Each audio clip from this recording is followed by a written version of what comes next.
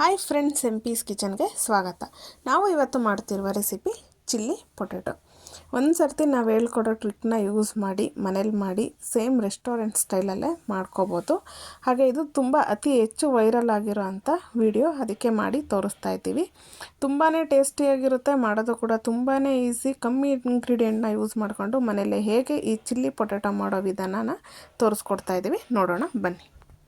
First ನಾನಿಲ್ಲಿ ಒಂದು 2 ಆಲೂಗಡ್ಡೆನ ಸಿಪ್ಪೆ ತೆಗೆದು ಈ ರೀತಿ ಫ್ರೆಂಚ್ ಫ್ರೈಗೆಲ್ಲ ಕಟ್ ಮಾಡ್ಕೊತೀವಲ್ಲ ಆ ರೀತಿ ಕಟ್ ಮಾಡಿಕೊಂಡು ತೊಗೊಂಡಿರೋ ಅಂಥದ್ದು. ತುಂಬ ದಪ್ಪನಾಗೂ ಕಟ್ ಮಾಡಬಾರ್ದು, ತುಂಬ ತೆಳುವಾಗೂ ಕಟ್ ಮಾಡಬಾರ್ದು. ಈ ಸೈಜ್ ಇದ್ದರೆ ಕರೆಕ್ಟಾಗೆ ಬರುತ್ತೆ ನಮಗೆ. ಈಗ ಇದನ್ನು ನಾವು ಕುಕ್ ಮಾಡ್ಕೋಬೇಕಾಗುತ್ತೆ. ಒಂದು 5 ಮಿನಿಟು ಬಾಯ್ಲ್ಡ್ ಮಾಡಿಕೊಂಡ್ರೆ ಸಾಕಾಗುತ್ತೆ. ನಾನಿಲ್ಲಿ ರುಚಿಗೆ ಬೇಕಾಗುವಷ್ಟು ಸಾಲ್ಟನ್ನ ಸೇರಿಸ್ಕೊತಾ ಇದ್ದೀನಿ.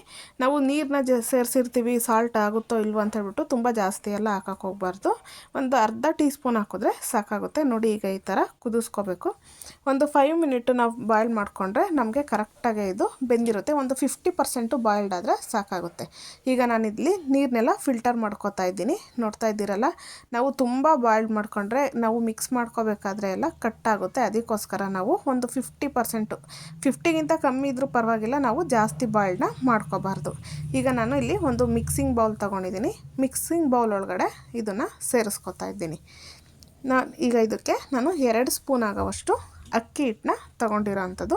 ನೀವು ಇದಕ್ಕೆ ಕಾರ್ನ್ಫ್ಲವರನ್ನು ಸೇರಿಸ್ಕೊಂಡು ಮಾಡ್ಕೋಬೋದು. ಕಾರ್ನ್ಫ್ಲವರ್ ಬೇಡ ನಮಗೆ ಅಂದರೆ ಈ ರೀತಿ ಅಕ್ಕಿ ಹಿಟ್ಟನ್ನ ಸೇರಿಸ್ಕೊಂಡು ಮಾಡ್ಕೋಬೋದು. ಇಲ್ಲಿ ಅಕ್ಕಿ ಹಿಟ್ಟನ್ನ ಸೇರಿಸ್ಕೊಂಡು ಮಾಡಿದ್ರೂ ತುಂಬ ಕ್ರಿಸ್ಪಿಯಾಗಿ ಬರುತ್ತೆ. ಹಾಗೆ ಇದಕ್ಕೇ 2 ಸ್ಪೂನ್ ಆಗೋವಷ್ಟು ಮೈದಾ ಹಿಟ್ಟನ್ನ ತೊಗೊಂಡಿದ್ದೀನಿ. ನಾವು ಈ ರೀತಿ ಕೋಟಿಂಗ್ ಮಾಡಿಬಿಟ್ಟು ಮಾಡೋದ್ರಿಂದ ನಮಗೆ ತುಂಬಾ ಚೆನ್ನಾಗಿರುತ್ತೆ, ಕ್ರಿಸ್ಪಿನೆಸ್ಸು ಜಾಸ್ತಿ ಆಗುತ್ತೆ. ಅದಕ್ಕೋಸ್ಕರ ನೀವು ಕೈಯಲ್ಲಿ ಮಿಕ್ಸ್ ಮಾಡ್ಕೋಬೋದು, ಇಲ್ಲಾಂದರೆ ಈ ಥರ ಶೇಕ್ ಮಾಡಿದ್ರೆ ನೀಟಾಗಿ ಎಲ್ಲದಕ್ಕೂ ಹೊಂದ್ಕೊಳ್ಳುತ್ತೆ. ನೋಡ್ತಾ ಇದ್ದೀರಲ್ಲ ಎಷ್ಟು ಚೆನ್ನಾಗಿ ಹೊಂದ್ಕೊಂಡಿದೆ ಅಂತ ಹೇಳ್ಬಿಟ್ಟು. ನೆಕ್ಸ್ಟು ನಾನಿಲ್ಲಿ ಇನ್ನೊಂದು ಮಿಕ್ಸಿಂಗ್ ಬೌಲ್ನ ತಗೊಂಡು ಅದಕ್ಕೆ 2 ಸ್ಪೂನ್ ಆಗೋವಷ್ಟು ಅಕ್ಕಿ ಹಿಟ್ಟನ್ನ ತೊಗೋತಾ ಇದ್ದೀನಿ. ನಾನಿಲ್ಲಿ ಇದನ್ನು ಬ್ಯಾಟರ್ನ ರೆಡಿ ಮಾಡ್ಕೊಳ್ಳೋದಕ್ಕೆ ಕಲಿಸ್ಕೊತಾ ಇರೋವಂಥದ್ದು. ಈಗ ಅದಕ್ಕೇ ನಾನಿಲ್ಲಿ 2 ಸ್ಪೂನ್ ಆಗೋವಷ್ಟು ಮೈದಾ ಹಿಟ್ಟನ್ನ ತೊಗೊಂಡಿರೋ ಅಂಥದ್ದು.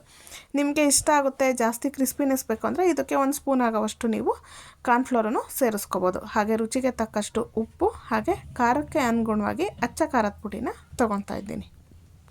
ನಿಮಗೆ ಖಾರ ಎಲ್ಲ ಸ್ವಲ್ಪ ಇಷ್ಟ ಆಗುತ್ತೆ ಅಂದರೆ ಇನ್ನೊಂದು ಸ್ವಲ್ಪ ಖಾರದ ಪುಡಿನ ಸೇರಿಸ್ಕೋಬೋದು. ನೋಡಿ, ಈಗ ಇದನ್ನೆಲ್ಲ ಒಂದು ಸರ್ತಿ ಡ್ರೈ ಮಿಕ್ಸ್ ಮಾಡ್ಕೊಳ್ಳೋಣ.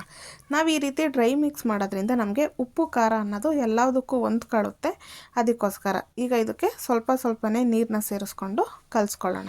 ನಿಮಗೆ ಕೈಯಲ್ಲಿ ಕಂಫರ್ಟಬಲ್ ಅಂದರೆ ನೀವು ಕೈಯಲ್ಲೇ ಕಲಿಸ್ಕೋಬೋದು, ಇಲ್ಲ ಅಂದರೆ ಈ ಥರ ಒಂದು ಸ್ಪೂನು ಅಥವಾ ಇಲ್ಲ ವಿಸ್ಕರ ತಗೊಂಡು ನೀವು ಇದನ್ನು ಕಲಿಸ್ಕೋಬೋದು. ನಾವು ಒಂದೇ ಸರ್ತಿ ನಾವು ನೀರನ್ನ ಸೇರಿಸ್ಬಾರ್ದು. ಹಿಂಗೆ ಸ್ವಲ್ಪನೇ ನೀರನ್ನ ಸೇರಿಸೋದ್ರಿಂದ ನಮಗೆ ಗಟ್ಟಿ ಆಗೋದು, ಇಲ್ಲ ಗಂಟಾಗೋದು, ಇಲ್ಲ ತೆಳುವಾಗೋದು ಆಗೋದಿಲ್ಲ. ಅದಕ್ಕೋಸ್ಕರ ನಾವು ಒಂದೇ ಸರ್ತಿ ನೀರು ಸೇರಿಸ್ಬಿಟ್ರೆ ಅದು ನಮಗೆ ಕರೆಕ್ಟಾಗಿ ಕನ್ಸಿಸ್ಟೆನ್ಸಿಗೆ ಕಲಿಸ್ಕೊಳ್ಳೋದಕ್ಕೆ ಆಗಲ್ಲ.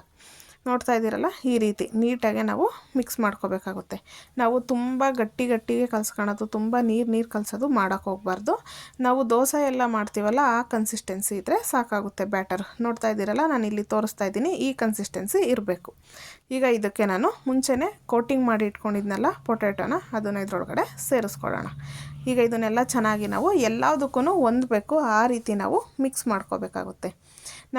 ನಾವು ಕ್ರಿಸ್ಪಿಯಾಗಿ ಮಾಡ್ಕೋಬೇಕು, ಮತ್ತು ಇದು ನಾವು ಕಲಸಿರೋ ಬ್ಯಾಟರ್ ಎಲ್ಲದಕ್ಕೂ ಹೊಂದಬೇಕು ಅಂದರೆ ನಾವು ಈ ಥರ ಮುಂಚೆನೇ ನಾವು ಇದಕ್ಕೆ ಕೋಟಿಂಗ್ನ ಮಾಡಿಕೊಂಡ್ರೆ ನೀಟಾಗೆ ಹೊಂದ್ಕೊಳ್ಳುತ್ತೆ. ಈ ಟ್ರಿಕ್ನ ಯೂಸ್ ಮಾಡಿ ಮಾಡಿದ್ರೆ ನಮಗೆ ಪೊಟ್ಯಾಟೊ ಒಂದಕ್ಕೊಂದು ಅಂಟ್ಕೊಳ್ಳೋದಿಲ್ಲ. ಹಾಗೆ ನಾವು ತುಂಬ ನೀಟಾಗೆ ಮಾಡ್ಕೋಬೋದು. ನೋಡ್ತಾ ಇದ್ದೀರಲ್ಲ ಎಷ್ಟು ಚೆನ್ನಾಗಿ ಬ್ಯಾಟರ್ ಅನ್ನೋದು ಎಲ್ಲದಕ್ಕೂ ಹೊಂದ್ಕೊಂಡಿದೆ ಅಂತ ಹೇಳ್ಬಿಟ್ಟು. ಟೇಸ್ಟು ಅಷ್ಟೇ ತುಂಬಾ ಚೆನ್ನಾಗಿ ಬರುತ್ತೆ ಈ ಥರ ಎಲ್ಲದಕ್ಕೂ ಹೊಂದ್ಕೊಂಡಿದ್ರೆ. ಈಗ ನಾನು ಮುಂಚೆನೇ ಆಯಿಲ್ನ ಬಿಸಿ ಮಾಡೋದಕ್ಕೆ ಇಟ್ಟಿದ್ದೆ. ನಾನಿಲ್ಲಿ ಸನ್ಫ್ಲವರ್ ಆಯಿಲ್ನ ತೊಗೊಂಡಿರೋ ಅಂಥದ್ದು. ನೀವು ಯಾವ ಮನೆಯಲ್ಲಿ ಯಾವ ಕುಕ್ಕಿಂಗ್ ಆಯಿಲ್ ಯೂಸ್ ಮಾಡ್ತೀರೋ ಅದನ್ನೇ ಯೂಸ್ ಮಾಡ್ಕೊಳ್ಳಿ. ಈಗ ಇದಕ್ಕೆ ಸೇರಿಸ್ಕೊತಾ ಇದ್ದೀನಿ. ಒಂದೊಂದೇ ಈ ಥರ ಬಿಡಿಯಾಗಿ ನಾವು ಸೇರಿಸ್ಕೋಬೇಕಾಗುತ್ತೆ. ನಾವು ತುಂಬ ಹೈ ಫ್ಲೇಮೆಲ್ಲ ಇಟ್ಕೊಂಡು ಇದನ್ನು ಫ್ರೈ ಮಾಡ್ಕೋಬಾರ್ದು. ನಾವು ಫಸ್ಟು ಆಯಿಲ್ನ ಬಿಸಿ ಮಾಡಬೇಕಾದ್ರೆ ಹೈ ಫ್ಲೇಮ್ ಇಟ್ಟು ಬಿಸಿ ಮಾಡಿಕೊಂಡು ನಾವು ಪೊಟ್ಯಾಟೊನ ಸೇರಿಸ್ಕೋಬೇಕಾದ್ರೆ ಮೀಡಿಯಮ್ ಟು ಲೋ ಫ್ಲೇಮ್ ಇಟ್ಕೊಂಡು ನಾವು ಸೇರಿಸ್ಕೋಬೇಕಾಗುತ್ತೆ. ನಾವು ಹೈ ಫ್ಲೇಮ್ ಇಟ್ಕೊಂಡು ಸೇರಿಸೋದ್ರಿಂದ ಪೊಟ್ಯಾಟೊ ಬೇಗ ಕಲರ್ ಚೇಂಜ್ ಆಗುತ್ತೆ, ಒಳಗಡೆ ಕ್ರಿಸ್ಪಿನೆಸ್ ಬರೋಲ್ಲ, ಹಾಗೆ ಬೆಂದಿರಲ್ಲ. ಅದಕ್ಕೋಸ್ಕರ ಅದು ಬಬಲ್ಸ್ ಎಲ್ಲ ಕಮ್ಮಿ ಆಗಿ ಅದೇ ಮೇಲೆ ಸ್ವಲ್ಪ ತೇಲಿ ಬರುತ್ತೆ, ಅಲ್ಲಿವರೆಗೂ ನಾವು ಇದನ್ನು ಫ್ರೈ ಮಾಡ್ಕೋಬೇಕಾಗುತ್ತೆ. 4 to 5 ಮಿನಿಟ್ ಫ್ರೈ ಮಾಡಿದ್ರೆ ಸಾಕಾಗುತ್ತೆ. ನಾವು ಈ ಥರ ಸ್ವಲ್ಪ ಫ್ಲ್ಯಾಟ್ ಇರೋ ಅಂಥ ಕಡಾಯಿ ತಗೊಳ್ಳೋದ್ರಿಂದ ನಮಗೆ ಒಂದಕ್ಕೊಂದು ಅಂಟ್ಕೊಳ್ಳಲ್ಲ, ಹಾಗೆ ನಮಗೆ ಸ್ವಲ್ಪ ಜಾಸ್ತಿ ಕ್ವಾಂಟಿಟಿಯಾಗೂ ನಾವು ಫ್ರೈ ಮಾಡ್ಕೋಬೋದು.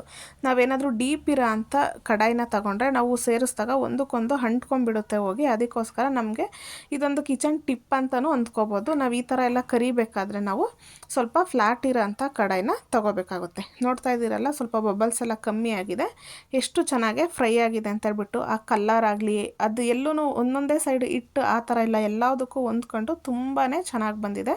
ಈಗ ಇದನ್ನೆಲ್ಲ ಒಂದು ಪ್ಲೇಟಿಗೆ ತೆಗೆದಿಟ್ಕೊಳ್ಳೋಣ. ನೋಡಿ, ಈಗ ಒಂದು ರೌಂಡ್ ನಾನೆಲ್ಲ ಫ್ರೈ ಮಾಡ್ಕೊಂಡಿದ್ದೀನಿ. ನಾನೀಗ ಇನ್ನೂ ಸ್ವಲ್ಪ ಎಕ್ಸ್ಟ್ರಾ ಕ್ರಿಸ್ಪಿನೆಸ್ ಬೇಕು ಅಂತ ಹೇಳ್ಬಿಟ್ಟು ನಾನು ಈ ಸೆಕೆಂಡ್ ರೌಂಡನ್ನು ಮತ್ತೆ ಫ್ರೈ ಮಾಡ್ಕೊತಾ ಇದ್ದೀನಿ. ನಾವು ಈ ಥರ ಸ್ವಲ್ಪ ಕುಕ್ ಮಾಡಿಕೊಂಡು ಫ್ರೈ ಮಾಡ್ಕೊಂಡು ಆದಮೇಲೆ ನಾವು ಇನ್ನೊಂದು ಸರ್ತಿ ಫ್ರೈ ಮಾಡೋದ್ರಿಂದ, ಡೀಪ್ ಫ್ರೈ ಮಾಡೋದ್ರಿಂದ ನಮಗೆ ತುಂಬ ಹೊತ್ತು ಕ್ರಿಸ್ಪಿನೆಸ್ಸು ಹಾಗೇ ಇರುತ್ತೆ. ನಾವೊಂದು 10 ನಿಮಿಷ 15 ನಿಮಿಷ ಇಟ್ಟು ತಿಂದ್ರೂ ನಮಗೆ ಅದು ಸಾಫ್ಟಾಗಿ ಆಗೋದಿಲ್ಲ, ಕ್ರಿಸ್ಪಿಯಾಗಿರುತ್ತೆ. ಅದಕ್ಕೋಸ್ಕರ ಈಗ ಇದು ಕರೆಕ್ಟಾಗಿ ಕುಕ್ಕಾಗಿದೆ, ಇದನ್ನು ತೆಗೆದಿಟ್ಕೊತಾ ಇದ್ದೀನಿ. ನೋಡಿ, ಈ ಥರ ನಾವು ಪ್ಲೇಟಲ್ಲಿ ಸ್ವಲ್ಪ ಮೇಲಿಂದ ಕೆಳಗಡೆ ಹಾಕಿದಾಗ ಅದು ಕರೆಕ್ಟಾಗಿ ನಮಗೆ ಸೌಂಡ್ ಬರುತ್ತೆ, ಆವಾಗ ನಮಗೆ ಗೊತ್ತಾಗುತ್ತೆ. ನೆಕ್ಸ್ಟು ನಾನಿಲ್ಲಿ ಸಾಸ್ ಮಾಡ್ಕೊಳ್ಳೋದಕ್ಕೆ ಒಂದು ಕಡಾಯಿ ತೊಗೊಂಡಿದ್ದೀನಿ. ಕಡಾಯಿಗೆ 1-2 ಟೇಬಲ್ ಸ್ಪೂನ್ ಆಗೋಷ್ಟು ಆಯಿಲ್ನ ಸೇರಿಸ್ಕೊಂಡು ಅದಕ್ಕೆ ಸ್ವಲ್ಪ ಬೆಳ್ಳುಳ್ಳಿನ ಈ ಥರ ಸಣ್ಣ ಸಣ್ಣಗೆ ಕಟ್ ಮಾಡಿ ತೊಗೊಂಡಿರೋ ಅಂಥದ್ದು, ನೀವು ಜಜ್ಜಿಬಿಟ್ಟು ಸೇರಿಸ್ಕೋಬೋದು. ಹಾಗೆ ಇದಕ್ಕೆ 3 ಹಸಿಮೆಣ್ಸಿಕಾಯಿನ ಮಧ್ಯಕ್ಕೆ ಸೀಳ್ಬಿಟ್ಟು ತೊಗೊಂಡಿದ್ದೀನಿ. ನೀವು ಸ್ವಲ್ಪ ಖಾರ ಎಲ್ಲ ಜಾಸ್ತಿ ಇಷ್ಟಪಡೋದಾದರೆ ಇನ್ನೊಂದೆರಡೂ ಸೇರಿಸ್ಕೋಬೋದು. ಹಾಗೆ 1 ಆನಿಯನ್ನ ನಾನು ಈ ಥರ ಸಣ್ಣ ಸಣ್ಣಗೆ ಸ್ಲೈಸಾಗೆ ಕಟ್ ಮಾಡಿ ತೊಗೊಂಡಿರೋ ಅಂಥದ್ದು. ಈಗ ಇದನ್ನೆಲ್ಲ ಸ್ವಲ್ಪ ಗೋಲ್ಡನ್ ಬ್ರೌನ್ ಕಲರ್ ಆಗೋವರೆಗೂ ಫ್ರೈ ಮಾಡ್ಕೊಳ್ಳೋಣ. ನೋಡಿ, ಈ ರೀತಿ ನಾವು ನೀಟಾಗಿ ಮಿಕ್ಸ್ ಮಾಡಿಕೊಂಡು ಇದನ್ನು ಕುಕ್ ಮಾಡ್ಕೋಬೇಕಾಗುತ್ತೆ. ನಾನು ಇದೇ ಟೈಮಲ್ಲಿ ಈಗ ಇದು ಒಂದು ಸ್ವಲ್ಪ ಫ್ರೈ ಆಗಿದೆ, ಹಸಿ ವಾಸನೆ ಎಲ್ಲ ಹೋಗಿದೆ. ಇಲ್ಲಿ ನಾನು ಒಂದು ಮೀಡಿಯಮ್ ಸೈಜ್ ಕ್ಯಾಪ್ಸಿಕಮ್ನ ಈ ರೀತಿ ಸ್ಲೈಸಾಗಿ ಕಟ್ ಮಾಡಿ ತೊಗೊಂಡಿರೋ ಅಂಥದ್ದು. ನಿಮಗೆ ಇಷ್ಟ ಆಗೋದಾದರೆ ಸ್ವಲ್ಪ ಜಾಸ್ತಿನೂ ಹಾಕ್ಕೊಬೋದು. ಮಕ್ಕಳೆಲ್ಲ ಕ್ಯಾಪ್ಸಿಕಮ್ ಎಲ್ಲ ತಿನ್ನಲ್ಲ ಅಂದಾಗ ಈ ಥರ ಮಾಡಿದಾಗ ಸ್ನ್ಯಾಕ್ಸು, ಚಾಟ್ಸು, ಸ್ಟಾರ್ಟರ್ಸ್ ಎಲ್ಲ ಮಾಡಿದಾಗ ನೀವು ಸ್ವಲ್ಪ ಜಾಸ್ತಿನೇ ಸೇರಿಸ್ಬಿಟ್ಟು ಕೊಡ್ಬೋದು. ಈಗ ಇದೆಲ್ಲ ಸ್ವಲ್ಪ ಫ್ರೈ ಆಗಲಿ. ಇದೇ ಟೈಮಲ್ಲಿ ನಾನು 1 ಸ್ಪೂನ್ ಆಗೋವಷ್ಟು ಕಾರ್ನ್ಫ್ಲೋರ್ನ ಒಂದು ಮಿಕ್ಸಿಂಗ್ ಬೌಲ್ ಒಳಗಡೆ ತೊಗೊಂಡು ಅದಕ್ಕೆ ನೀರನ್ನ ಸೇರಿಸ್ಕೊಂಡು ಗಂಟಿಲ್ದೇ ಇರೋ ರೀತಿ ಇದನ್ನು ಮಿಕ್ಸ್ ಮಾಡ್ಕೋಬೇಕಾಗುತ್ತೆ. ನಾವು ಸ್ವಲ್ಪ ನೀಟಾಗಿ ಮಿಕ್ಸ್ ಮಾಡ್ಕೊಳ್ಳೋದ್ರಿಂದ ಗಂಟು ಏನೂ ಇರಲ್ಲ. ಅದಕ್ಕೋಸ್ಕರ ಈಗ ಇದೆಲ್ಲ ಮಿಕ್ಸ್ ಆಗಿದೆ, ಇದನ್ನು ಸೈಡಿಗೆ ಎತ್ತಿಟ್ಕೊಳ್ಳೋಣ. ನೋಡಿ, ಅಷ್ಟರೊಳಗಡೆ ಇದೂ ಚೆನ್ನಾಗೇ ಫ್ರೈ ಆಗಿರುತ್ತೆ. ನಾವು ಏನಿಲ್ಲ ಅಂದ್ರೂ ಈ ಥರ ತರಕಾರಿನೆಲ್ಲ ಸ್ವಲ್ಪ ಒಂದು 80% ಕುಕ್ ಮಾಡಿ ಫ್ರೈ ಮಾಡಿ ಕೊಡೋದ್ರಿಂದ ಮಕ್ಕಳು ಚೆನ್ನಾಗೇ ತಿಂತಾರೆ ಪೊಟ್ಯಾಟೊ ಜೊತೆ.